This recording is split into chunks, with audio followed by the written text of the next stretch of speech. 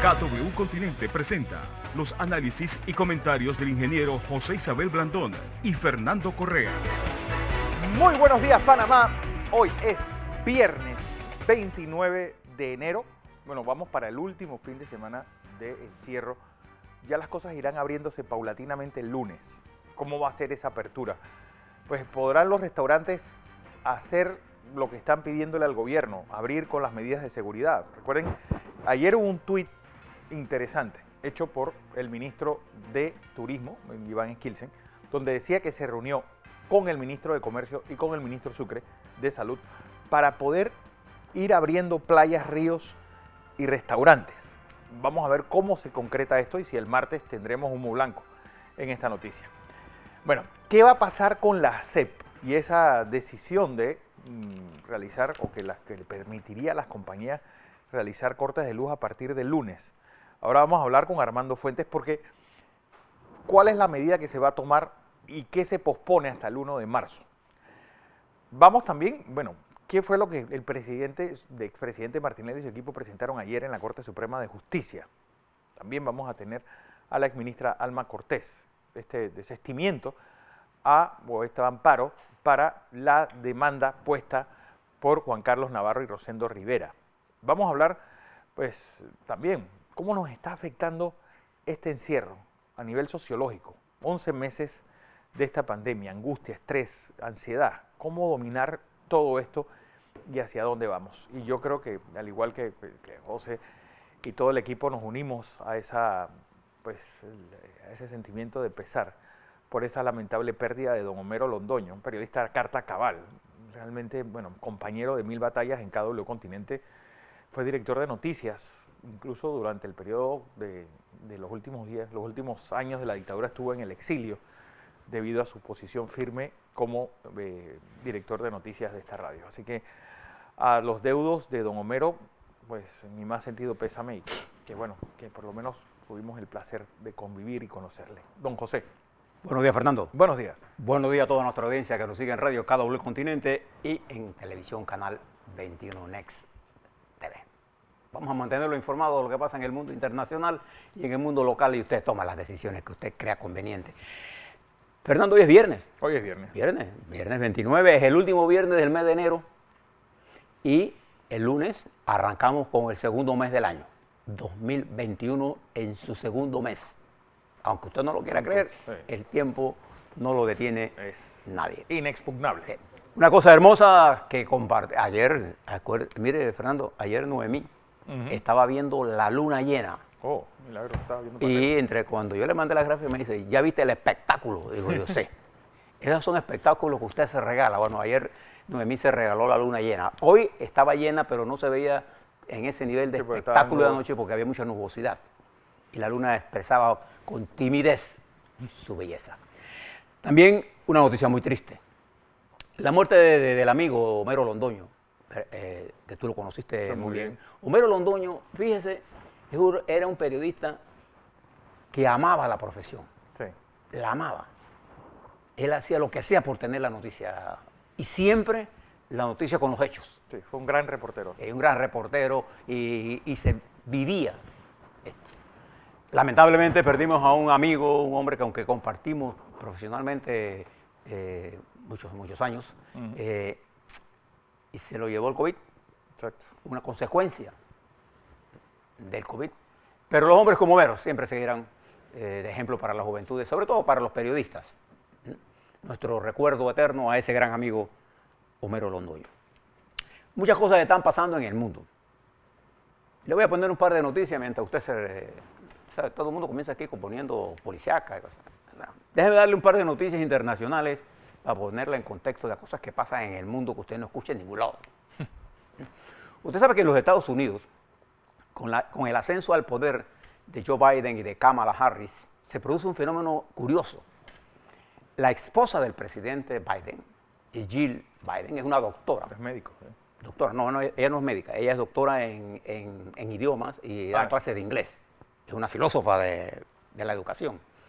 No sé, ella, como primera dama, va a compartir su tiempo dando clases y en su despacho del West Wing de la Casa Blanca. Esta es la primera vez que una primera dama hace eso. Sí. El esposo de Kamala Harris, el doctor, ¿cómo que se llama él? Tiene un nombre un poco enredado, Sí. Ivan Huff. Él, que es profesor, acaba de asumir una cátedra en la Universidad de Georgetown. Y será el segundo caballero, ¿cómo se dirá? Sí, el primer caballero. El primer porque caballero. hay una primera dama. De la primera vicepresidenta Sí, sería. sí, sí, el primer caballero, porque no hay otro. El primer caballero, que además va a dar clases. Esta es la primera vez en la historia de los Estados Unidos que los que ocupan, digamos, los que son, porque primero es la primera vez que una mujer es vicepresidenta. Entonces el esposo de ella, que es profesor, graduado de buenas escuelas, bueno, va a Georgetown a dar clases. Bueno, aquí en Panamá sería difícil que alguien acceda a una cátedra así. Bueno, por lo menos los que me cuentan que varios ministros de Estado siguieron dando clases como profesores de la universidad, incluso magistrados de la Corte. En Huff se llama el Y aquí esposo de ella. Y por ejemplo, el excontralor Carles, mientras fue profesor en la universidad, él, a pesar de sus diferentes cargos, nunca dejó Pero de Carles siempre fue profesor. Siempre fue Sí, profesor. siempre profesor. Y además, siempre fue profesor dentro del aula y fuera del aula. exacto. Esos son los hombres excepcionales. El profesor Rubén Darío Carles, con el cual, desde que yo estaba joven, lo trataba porque él era ministro y tú le mandabas notas y él te contestaba. A todo el mundo le contestaba. Y con precisión de que se había leído. Y no era que mandaba a alguien a contestar. En esa época no había ni tweet ni nada. Él mandaba, redactaba las notas, las firmaba y después te llamaba. Bien. Esa noticia. Y fíjense esta otra noticia. Ayer en una conferencia de prensa de Nancy Pelosi, hablando sobre la seguridad de la Cámara de Representantes. La seguridad de la Cámara. ¿Usted cuánto se hubiera imaginado esta discusión? Sí. Dice ella que lo difícil de esto es que el enemigo está dentro de la Cámara. Y cuando le preguntaron qué quería decir, se debe al discurso inflamatorio de la ultraderecha de representantes que todavía siguen insistiendo en la violencia como mecanismo y que además pretenden entrar armados al Congreso. Armados, haciendo uso de lo que ellos llaman su derecho constitucional, pero hay normas que impiden el uso de armas porque el Congreso fue tiroteado, ¿te recuerdan? En el año de 1954 por los nacionalistas puertorriqueños. Y hay normas que no se aplican, nada más que allí, pues. Y ahora se discute si se debe hacer un perímetro de protección, pero dice Nancy Pelosi que el enemigo está adentro. Mire cómo estamos en este mundo lleno de cosas revueltas. Y si usted quiere mirar, mire el intercambio de tweets entre Araxa Ocasio-Cortez y el senador Ted Cruz de Texas. Ella le pidió la renuncia a él por su participación, según ella, en los eventos que ocurrieron el 6 de enero. Y han tenido una controversia y ella ayer le manda a decir, tú estuviste a punto de mandarme a matar a mí. Wow. Esa es una representante de la Cámara, representante de los Estados Unidos, hablándole a un senador republicano. Esta es una demócrata a un republicano. Entonces Trump quiso jugar de que, bueno, un abrazo, qué sé yo, y ya lo mandó a freír espárragos. En lenguaje, mientras el jefe de la minoría republicana se reunía con Trump para montar una estrategia para desbancar del tercer mando del Partido Republicano en la Cámara a la representante Liz Cheney. Y ahí va a haber otro revolcón en llano piedra. Esto es lo que está pasando en las guerras. Ahora le pongo en perspectiva qué significó realmente la victoria del señor presidente Biden. Bien, quisiera decirle, antes de entrar a las cifras de COVID mundial, hablarle sobre la vacuna. Y quiero traerle lo que está pasando en Europa con la vacuna AstraZeneca. Hoy oficialmente divulgaron el contrato. Porque fíjese la polémica y fíjese lo que tuvo que hacer la Unión Europea. La AstraZeneca, que es una compañía inglesa que tiene su principal fábrica de producción en Inglaterra, decidió honrar los contratos con Inglaterra y no los contratos con Europa. Pero como los contratos de entrega de vacunas tienen cláusulas de confidencialidad absoluta, como se manejan las grandes farmacéuticas. Ellas se protegen para que nadie los demande. Ellos son el superpoder. Europa entonces decidió que los componentes de la vacuna que se hacen en Europa no se mandaran a Inglaterra. Y le exigió a AstraZeneca que le permita que divulgue el acuerdo confidencial que establece, según la Unión Europea, que lo conoce, pero que la Unión Europea no lo puede decir, las fechas de entregas. Y esto ha motivado una guerra comercial increíble, hasta el punto de que Europa está, usted dice que ya anularon el contrato. Lo divulgaron. Okay. ¿Qué había dentro del contrato? Bien. ¿Qué era lo...? Pero esta guerra, lo que le quiero tratar esto es que esta guerra comercial, estoy hablando de Europa representada en países poderosos, ¿eh? Alemania, Francia, Italia, todos los Países Bajos de Holanda, España, los países nórdicos. Es una guerra que plantea nuevos métodos. Entonces nosotros aquí en Panamá debemos estudiar nuevos métodos para manejar esta cosa. Nosotros tenemos acuerdos de confidencialidad Panamá con la empresa Pfizer, con Moderna, y son acuerdos de confidencialidad que la República de Panamá no puede violar, si no, no te dan la vacuna. Claro. Así funciona esto. Entonces nosotros debemos ensayar algunas otras cosas, me parece a mí. En el mercado ya están algunas otras vacunas. Entonces estudiemos la posibilidad de autorizar a que nuestros empresarios panameños puedan importar la vacuna. La traen. Y nosotros al traer la vacuna no violamos nada. Eso está en el mercado, la compramos, el empresario la compra, la vende a un precio, resuelve el problema de sus trabajadores y la pone a disposición de que la pueda pagar. Porque las otras son más baratas que Pfizer. Sí. Porque una de las cosas que no quería AstraZeneca que se supiera es que el precio de ellas oscila entre 3 y 5 dólares. Ellos no querían dar el precio a la competencia porque todo para ellos es un secreto. Incluso como lo matan a usted. Sí. Pero tenga claro con quién nos estamos enfrentando.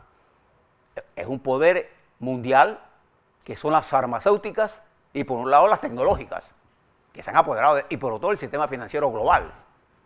Es el verdadero poder del mundo en este momento. Lo que han hecho todos los millones. Entonces yo creo que nosotros debemos estudiar otros mecanismos. Y les invito al gobierno a pensar en cómo apoyarnos en la experiencia de nuestro sector privado para adquirir en el mercado, vía concesiones privadas autorizadas por el gobierno de la República de Panamá, que traigan la vacuna, Fernando, Claro. y la vendan. Ya la están vendiendo en Walmart. Si la están vendiendo en los Estados Unidos. Sí, en Walmart uno puede ir allá donde No nos haya engañemos. Walmart. Entonces, ¿qué pasa? Si no hacemos algo, esto lo que se va a hacer es que se hace clandestino. Sí. Y eso es más peligroso. Bajo la supervisión médica, el Ministerio de Salud, mientras seguimos en las compras. Porque echarle la culpa que el gobierno de Panamá no puede divulgar esto.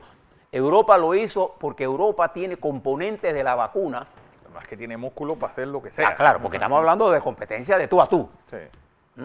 Y además tiene a Inglaterra agarrado por el güero con el Brexit, para que estemos claros en el poder que se está discutiendo. El mundo está en un debate de rebatiña. Entonces nosotros tenemos que pensar diferente. Le cuento esto porque esto de la vacuna va a seguir. Porque ahora esto es lo que está demostrando el gran nivel de desarrollo desigual que hay en el mundo. 10 países se quedan con el 95% de la vacuna. Y esta era una de las razones por las que el señor Trump sacó a los Estados Unidos de la OMS, quería quitarle la posibilidad que la OMS estableciera la plataforma de venta de vacunas como se ha hecho originalmente en todas las epidemias y pandemias del mundo. Ese es el problema complicado que se está generando. Entonces no podemos venir con soluciones, tenemos que innovar ante la complejidad de los problemas. Tenemos que innovar. Yo pienso que el gobierno debiera, Fernando, ¿usted no cree? Meterle el cerebro a cómo bypaseamos esto. Y ahí está un sector privado panameño con gran experiencia en el manejo de medicina. Lo que necesitan es las autorizaciones correspondientes. Y bueno, y que la propuesta, por lo menos la que dio el presidente Martinelli fue y que le dejen importarla, incluso distribuirla, pero importarla bajo ningún costo, después que uno les ponga los costos reales, porque lo que no se puede hacer es que vengan esas vacunas y se especule después con el precio. Pero independientemente que le haya propuesto el presidente Martinelli, que me parece que vino... Sí, alguien, un lo que importador nosotros importante. tenemos es que aquí hay importadores que saben cómo se maneja la industria farmacéutica del mundo. Y saben que esta vacuna se está vendiendo en el mercado. Ya se está vendiendo. No solamente la de estas, sino que hay otras vacunas con un nivel de efectividad de 90%. Entonces no tenemos que jugar vivo. ¿Por qué? Porque la vacuna es la luz al final del túnel. Y tenemos que entrar en este juego. Mire cómo está Europa, pero Europa está peleando con Inglaterra de tú a tú. Ahí es una peso pesado contra peso pesado. Sí, están peleando dos. Porque además de eso, resulta que Inglaterra no puede producir la vacuna si no manda los componentes. Recuérdese que esta vacuna AstraZeneca es RNA, mensajero RNA, que tiene componentes que se producen en Europa. Entonces le digo, ¿sabes una cosa? No te vamos a mandar nada. Ahora, ¿cómo la vas a hacer? Bien, te lo dejo allí. Mire las cifras del mundo ahora. Recuerde que incluso en Portugal ahora, la situación de Portugal, Fernando, es extremadamente crítica. El sistema hospitalario ha colapsado. Igual que en muchas regiones de España. Igual que en muchas regiones de España. Y la situación que le hablamos de Inglaterra ayer, es la que obliga a Inglaterra a jugar este papel. Los periódicos de Inglaterra de ayer eran todo para Inglaterra y se burlaban de Europa. Sí. Miren lo que le estoy diciendo, mire cómo esta rebatiña, y usted nos recuerda que esto se dio anteriormente con los ventiladores, y nosotros estamos discutiendo aquí si traíamos o no ventiladores. En el mercado ahora mismo está el capitalismo en toda su salvajidad, con respecto a lo que es vacuna, ventiladores, todo lo que es equipo médico. Con respecto a esta pandemia, está en págame esto si quieres y si no, no. Así es que está el mercado. Hay gente que no sabe de esto y entonces comienza a tuitear pendejadas.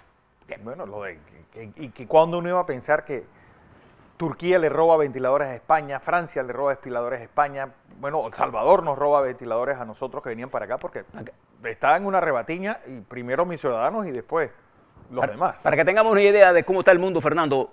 Hoy amanecemos en el mundo con 102.227.484 casos, de los cuales han fallecido. ¿Se acuerdan cuando damos los 10 millones que el señor Trump decía que no, eso ya se acabó? De los cuales han fallecido 2.214.740. Hay 76.440.212 personas vacunadas en el mundo, de los cuales ya vacunaron al 45% de la población israelí y 2.17% de tasa de letalidad. La letalidad en Panamá es 1.64. ¿Y en los Estados Unidos cómo estaba, Fernando? Estados Unidos hoy pues amanece dentro de esta pandemia, el sitio con más casos en el mundo, 26.338.555, hay 443.769 fallecidos, 1.68% de tasa de letalidad, 80.497 casos por millón de habitantes. Prestemos la atención a la contaminación y desarrollo de la crisis en Colombia. ¿Por qué? Porque esa es una frontera con nosotros, caliente. Donde hay ya 2.067.575 casos, hay 52.913 fallecidos. Colombia tiene una tasa de letalidad de 2.56. Y Bogotá es el centro. Y Bogotá es realmente el epicentro de esta pandemia. Prestemos la atención a lo que está pasando en Perú y en Ecuador, en donde ha colapsado el sistema, donde los trabajadores están pidiendo la renuncia del ministro de Salud, están pidiendo cambios, están en la calle. Sí. 1.119.685 casos en Perú, 40.484 fallecidos, 3.62% de tasa de letalidad. Ayer tuvieron 5.715 casos y 212 fallecidos. Bien. Y le quería hablar de dos temas antes de ir a un tema central que quería conversar con ustedes en la mañana de hoy. Yo no sé si ustedes le han dado seguimiento a lo que está pasando en la India y particularmente al sector agropecuario. La India, que es un país de más de 1.300 y tantos millones de habitantes, tiene un poderoso sector agropecuario que hace un par de días montó una de las huelgas más grandes, la más grande de la historia de la humanidad. 250 millones de agricultores fueron a huelga. 250 millones de agricultores fueron a huelga. ¿Y por qué? Porque el señor Modi, primer ministro, intenta establecer un conjunto de 3 leyes que le llaman las leyes de reforma agraria, o las leyes agrarias para reformar esto, en la cual quiere aperturar el mercado, reducir la protección a los agricultores y dejar esto al libre mercado. Y los agricultores han dicho, con esto nosotros quedamos liquidados por la falta de competencia real que hay en otros países y los subsidios cruzados que tienen otros países. Y esto ha motivado la primera gran confrontación. La Corte Suprema de Justicia le pidió al presidente que clausurara estas leyes. Sin embargo, los agricultores no creen nada. Y hay una especie de... Las movilizaciones son gigantescas. Se mueven con tractores, se mueven por miles. Esto es una crisis de desarrollo en la India. ¿Y por qué es importante la India? Porque India es uno de los principales productores de medicinas, por ejemplo. Y vacunas. De vacunas, por ejemplo. Rusia tiene un acuerdo con la India para producir. Nosotros traemos medicinas de India. Nosotros aquí en Panamá. Entonces la India, igual que los países emergentes del BRIC, ¿se acuerdan del BRIC? Brasil, Rusia, India, Rusia y Sudáfrica. China y Sudáfrica. China y Sudáfrica. Esos son los 5 países que su crecimiento empuja el crecimiento de las demás naciones. Eso es lo que se llaman las economías emergentes, entre comillas, súper importantes. India es uno de ellos.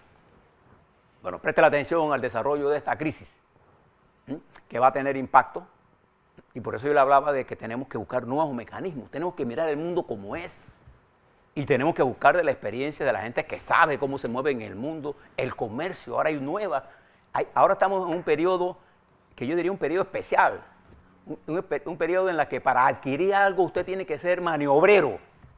¿La palabra? Una buena palabra. Una buena palabra. Maniobrero, tiene que maniobrar.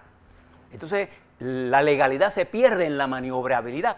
¿O usted cree que Inglaterra está siendo fiel al cumplimiento de los acuerdos? Por eso que la Unión Europea hizo públicos los acuerdos, porque ahí se establecía el calendario y el precio. Todo eso es secreto, para que sepa, todo eso es secreto.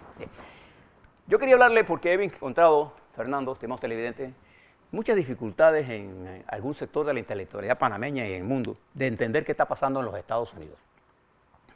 Entonces están mirando esto, si esto es Biden versus Trump. Entonces yo creo que están perdiendo el bosque mirando un par de árboles. En los Estados Unidos, la derrota del presidente Trump, que era la fase superior del neoliberalismo llevado al neofascismo, constituyó una de las derrotas políticas más importantes de las fuerzas oscurantistas del mundo. Solo uno respetaba la institucionalidad global y nos llevaba por el camino de la confrontación sin ninguna duda y de la hegemonía, el concepto hegemónico de que ellos son superiores. El racismo, la intolerancia, la amenaza permanente. Al derrotarlo a él, no ganó Biden. Lo que se produjo en los Estados Unidos fue una derrota de ese neofascismo para recuperar la democracia más importante del mundo. Bueno, que tiene unos contrapesos que funcionan. Claro. Eso es lo que nosotros, la gran lección fue esa. Pero que se iba en proceso de hundirse. Y fíjese todo lo que montó el expresidente Trump, todo el ataque al Congreso. ¿A qué mente se le hubiera ocurrido sensata de Estados Unidos? Más cerca estaba de verdad Gore de ganar las elecciones que este señor Trump. Sí. Él había perdido aplastantemente. Pero su mente, su proyecto era otro. Mire el desprecio que él demostró sobre Europa, el desprecio olímpico sobre América Latina. Entonces los Estados Unidos, quienes están discutiendo, porque hay sectores de izquierda y de progresistas del mundo que dicen, bueno, lo que pasa es que Biden y Trump es la misma cosa porque el imperio es el imperio. Este es, digamos, el análisis oscuro, por ejemplo, de los líderes en Venezuela o lo que dice un Ortega, que no está entendiendo lo que está pasando porque no sabe ni lo que pasa en su país. Entonces lo que nosotros debemos entender es que en los Estados Unidos se ha producido uno de los avances más importantes en el fortalecimiento de la democracia. Entonces, ¿usted cómo debe actuar una persona que realmente se considere progresista. Porque hay gente que habla progresista y cree que el progresismo solo se compete a la gente de izquierda. No, yo conozco gente de derecha que es más progresista que gente de izquierda, para que sepa.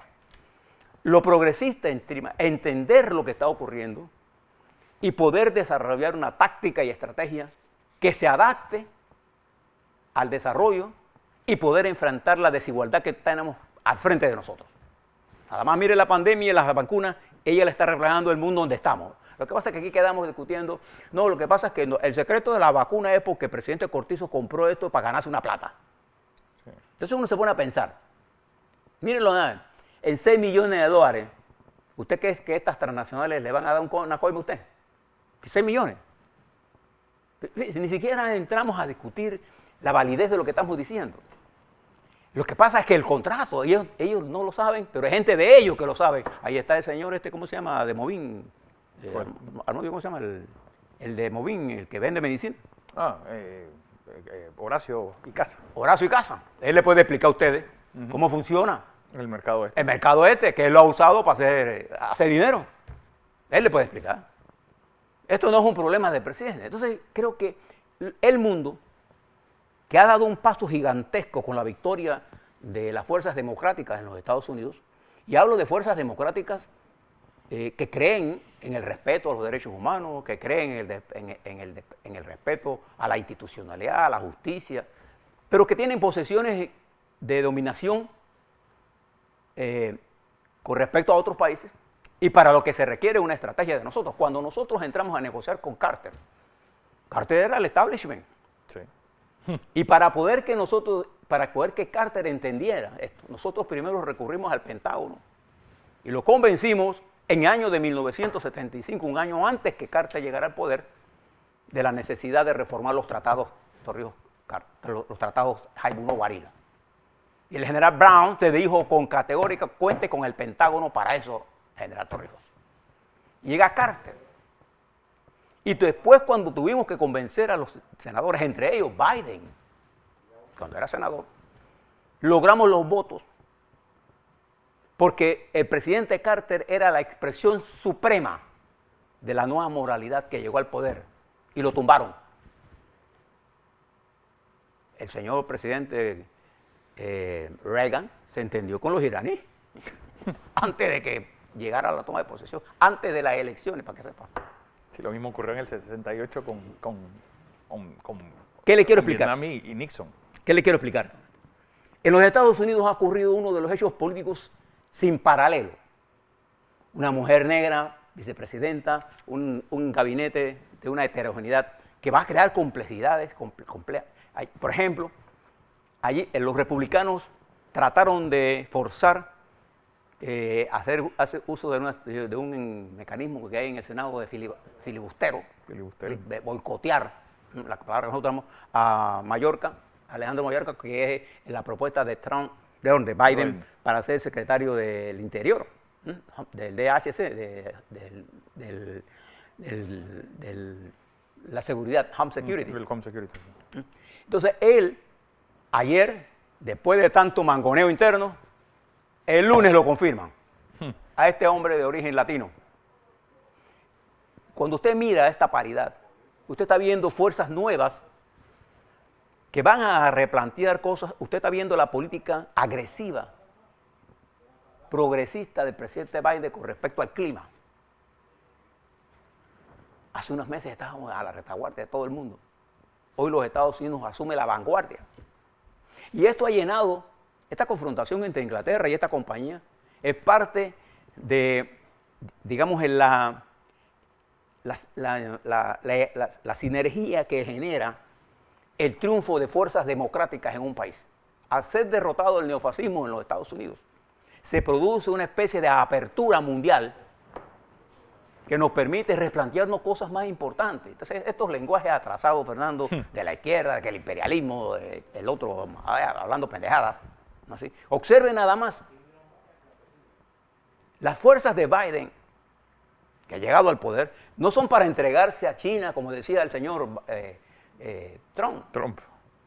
Porque, ni entregarse a Rusia, porque el que estaba entregado a Rusia, por cualquiera fuera la razón, era Trump. Hoy Biden Vean, hoy Putin tiene más miedo de Biden porque se ha perdido la estructura con la que él maniobró todo esto. Putin. Así es. Entonces ahora hay una nueva situación. China enfrenta una nueva situación. Veía las declaraciones de Lloyd Austin, el general negro. Que va a secretario de Defensa. Ya está confirmado como secretario, que decía que China es nuestro principal adversario geopolítico en el mundo. Listo. No, le quiero plantear con todo esto, es que estas fuerzas nuevas plantean un nuevo escenario. No entender el nuevo escenario internacional es lo mismo que no entender el nuevo escenario que se hable con compra y venta de vacunas. Entonces tenemos que aplicar métodos nuevos. A la vuelta, Fernando, vamos a hablar sobre COVID-19. Sí. Vamos a hablar qué realmente pasó en la CEP. Vamos a hablar sobre, se aprobó el proyecto de parques, De Agroparque. de agroparques. Vamos a ver si esto no se burocratiza y dentro de un año decimos que no hemos avanzado. Tenemos que usar nuevos métodos, desburocratizar las decisiones del Estado. A la vuelta, eso y más.